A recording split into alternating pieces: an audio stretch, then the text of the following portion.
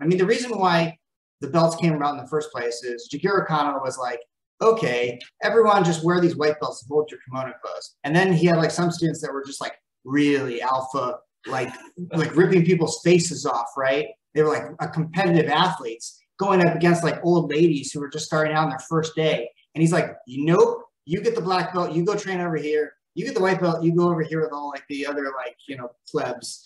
And that like helped him from not getting horribly injured, right? And then when he goes over, he sends his disciple overseas to go travel around over Europe.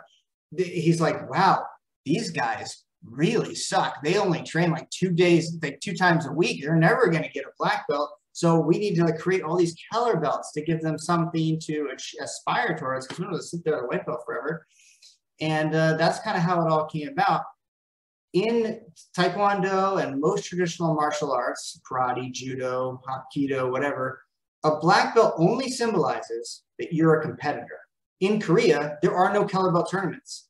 It just means that you can go into a tournament with you or me and not get annihilated. You know, like you wouldn't want some white belt who like, I don't know how to do a roundhouse kick and goes out and just gets like his head taken off, right? You want him to know some like fundamentals. So black belt's like, okay, you can compete in the open division. This is my little pet peeve. I'm going off a tangent here, but this is why I think it's hilarious when people go to tournaments as like a yellow belt.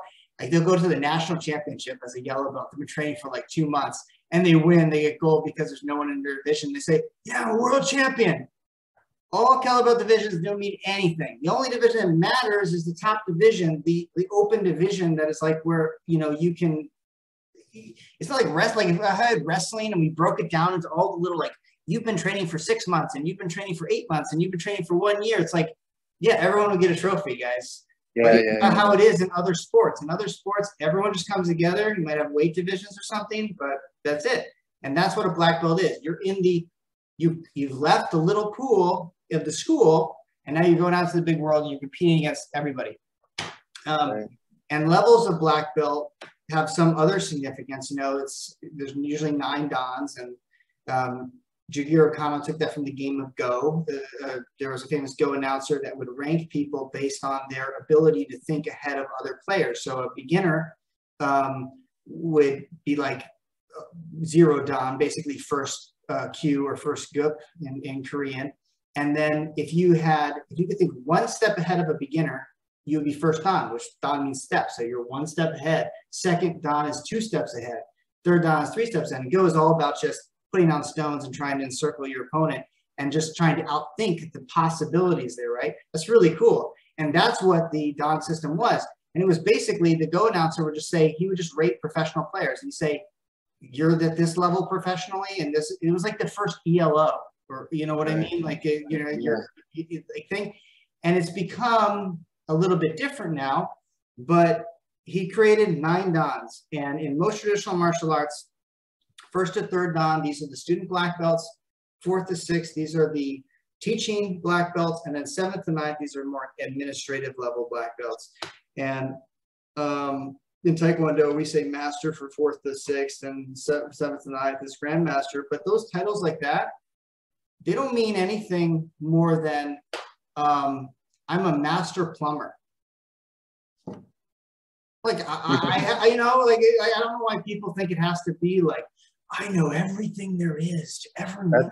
That's it. You know that's what I mean? it. Like, Yeah.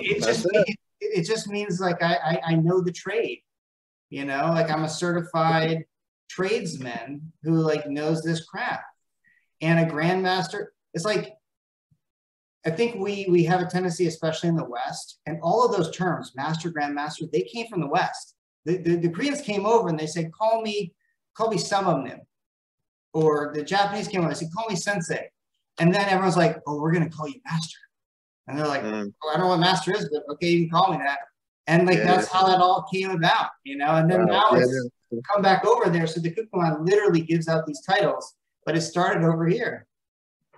Anyway. Sweet. Yeah. So, you know, just one thing that I want that I would love for just the stigma of ranks to just kind of be just kind of pushed aside in people's minds, like what prompted that for me originally was, somebody would see me wearing a black belt. Now, you would never know I was a black belt in anything, because that's the first thing people ask you when you say, hey, I do martial arts. Are you a black belt? Yeah. Yes, but who cares? And you don't, if you're asking me if I do martial arts, you ask me if I'm a black belt, you probably don't do martial arts yourself. But what does a black belt mean to you? Does that, and then automatically they're like, oh, so you can kick some ass, huh? You can, I'm not gonna fight you. And it's like, okay, bye. Just like it's just really annoying, actually. But what's really annoying is when I get that from other martial artists. Oh, well, what rank are you? Right? Like, who cares?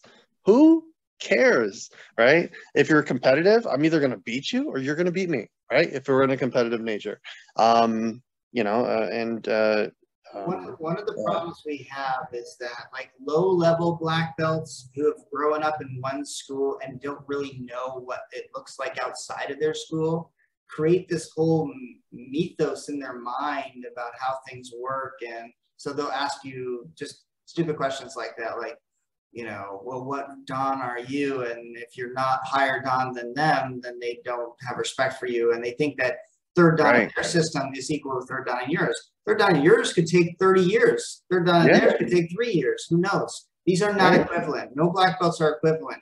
And that's something that a lot of... Hope you're okay. I dropped you. Yeah, a lot of beginners just don't understand that. They think like when they come in, they think that if you get a black belt is like, there's this board out there somewhere that like certifies black belts in all disciplines. It's like, no, it's just whatever your school standards, your school sets, that's the standard. And so what I tell a lot of I have some high-level master students that have schools of their own. And they tell me the same kind of stuff. They're like, I'm so frustrated. This guy opened up a school next to me and he's like a couple Dans higher than me. And everyone says they should go to him because he's higher. And I say, you know what? It doesn't matter. We cannot focus on them or we won't be focused on ourselves.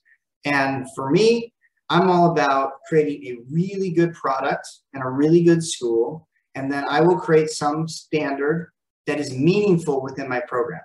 I don't care what that standard is. I don't care if it takes 1 month to get to your yellow belt or 10 months to get to your yellow belt, but there needs to be some standard that is meaningful.